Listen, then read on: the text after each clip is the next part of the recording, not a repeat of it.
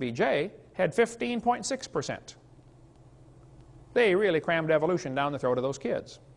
I've seen books today that have nearly 30%. Well, if I was on the committee to select textbooks this year, I would pick the least poisonous book I could find. And then I would write to the publishers of the other ones and say, hey folks, we did not pick your book this year because, and spell out your reasons. And then I would write to the one I did pick and say, hey fellas, we did pick your book this year because you got the least amount of evolution. However, we would like that out also. And we want to warn you, if we find another one next time that has less, we're going to buy them. You see, folks, there's only one language these textbook publishers speak. The only language they speak is money. Now, if you were the CEO at HBJ, Harcourt Brace Jovanovich, and you got letters from all over the country from people saying, hey, we did not buy your book this year because guess what you're going to do next year? Only language they speak, brother. If you want to get an excellent book on some of the lies in the textbooks to see what you ought to be watching for, get this one here by Jonathan Wells, excellent book on icons of evolution. Or you may want to get the book by the Gablers. They've spent 40 years discussing lies in the textbooks and what you can do about it. Excellent ministry in Longview, Texas. Go to textbookreviews.org or to crsc.org. They've got a newer review of the more modern textbooks. Mel wrote me a letter, said, Dr. Hovind, thank you for using our book. What are they teaching our children? You'll be interested to know that in the 39 years of work, we've never seen publishers so sensitive or schools so receptive to our textbook reviews and ranking. We're pleased to recommend Harcourt Scott Forsman Elementary Science. They are much less dogmatic on evolution than the others we reviewed. Mel says the publishers are scared to death of their letters of recommendation because they know the sales of those that aren't recommended plummet in the States. But here's what happens. They only work in Texas.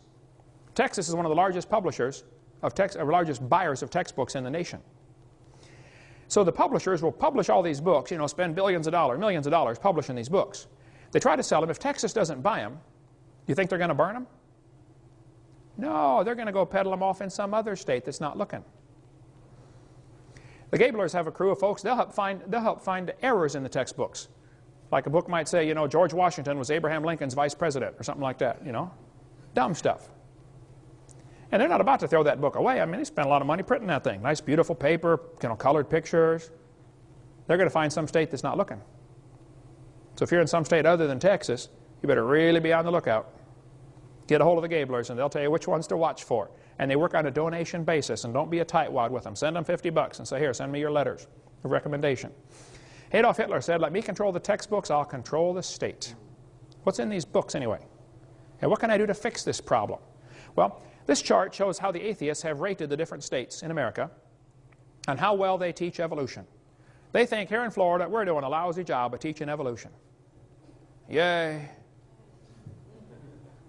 They think the folks in Minnesota, where I was yesterday morning, are doing a wonderful job teaching evolution. You ought to be ashamed of yourself in Minnesota.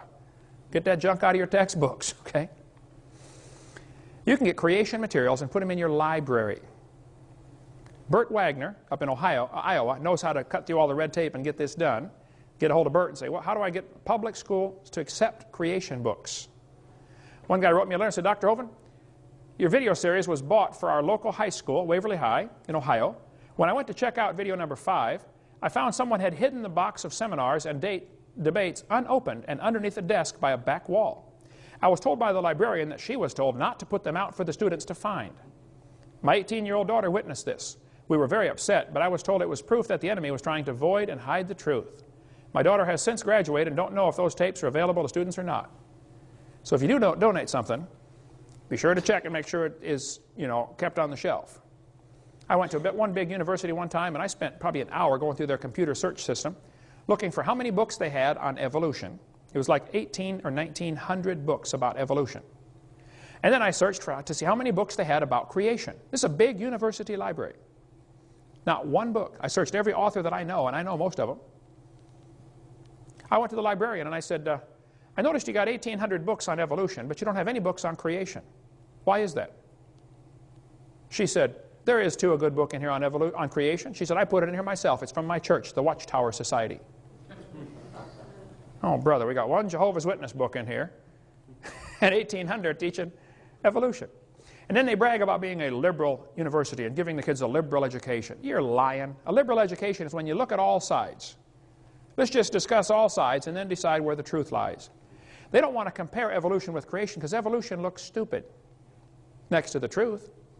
There's some practical things we can do, folks, to fix this. Number one, you can demand that the schools cut out the pages with false information. You don't have to get creation in the schools, and you don't have to get evolution out. Just simply get the lies out. You can tell them you want them to glue the pages together, or you can at least put a warning sticker on the front cover saying, kids, the information on page 97 is not correct. Or, list the pages. I volunteered many times, and I'll do it again. If you will send me your textbook, I will check the pages that need to be torn out. I'll make a tape recording while I'm traveling someplace, and I'll hand you the tape, and it'll say, the information on page 84 is wrong, tear that page out, and, page 217 is wrong, and I'll list the pages. And if you tore the pages out of the book, it won't cost the school 1 penny. I'll show you. It's so simple. Because the first objection they're going to say is, oh, this would cost the schools a lot of money. It won't cost them a penny. How many of you would volunteer to tear the pages out of the books and bring your own scissors? Let me see. There you go. So when you go to your school board, hand them a list of 500 names and say, these people are willing. When would you like it done? Won't cost a thing. Look, the book is not sacred. It's made out of paper, If you bought it, the county bought it, it belongs to the school. If you want to tear a page out, that's perfectly fine. I was in a debate with a professor at university. I was just speaking at UWF here a year or so ago, and I mentioned tear the page out of the book, and this one professor said, I don't think we should deface textbooks. I said, well, sir, if you were teaching math and you came across a book that said, 2 plus 2 is 5, what would you do? He said, I would tell the students to mark out the wrong answer and write in the right answer. I said, oh, you would deface a textbook? I said, now, sir, if you were teaching biology and you found a book that said the embryo has gills and that's proven wrong in 1874, what are you going to do? He said, well, nothing. I said, you wouldn't correct it? He said, no. I said, well, then you, sir, are a hypocrite. And you got no business using tax dollars to lie to these kids. You ought to get a different job changing tires or picking peaches and work for a living for a change. Guys like that burn me up, brother. Like a leech, sucking on somebody else's blood that they built, Number 4, you can give the kids my little brainwashed book. There are different people around the country that buy these by the thousand and give them out to people in their schools. One guy from Santa Rosa County bought 3,000 of these books several years ago, gave them to all the kids in the county. They're going to have a hard time teaching evolution for a while over there. Buy some books, or go to your school board and say, would you please vote to purchase this book to go along with our biology book so the kids can see the lies in their books? If the school board buys them, great. If you get them, more than 10, you get them for $1 a piece. If the school board says, no, we don't want those books in school, then you run a full-page ad in your paper, stop by the following address and pick up the book the school board banned. Now the kids will get it and read it. Yeah. Florida has a law. They've changed the number now. It used to be 233.09E, I believe. But they changed it so people couldn't find it, I guess. It's now Florida Statute 1006.35, accuracy of instructional materials. State of Florida legislature can vote to recall books if they're not accurate. They can write letters to the publishers and demand that they change the books. The law is on the books, folks. The textbooks are supposed to be accurate, but they're not. They contain 50-some lies in every textbook I've seen. Get the pages out. Texas has a law requiring textbooks to be accurate. Wisconsin has a law requiring textbooks to be accurate. Alabama has a law that says textbooks shall be adequate and current. Well, if they're still teaching the baby has gill slits, they're not current. They're 128 years behind the times.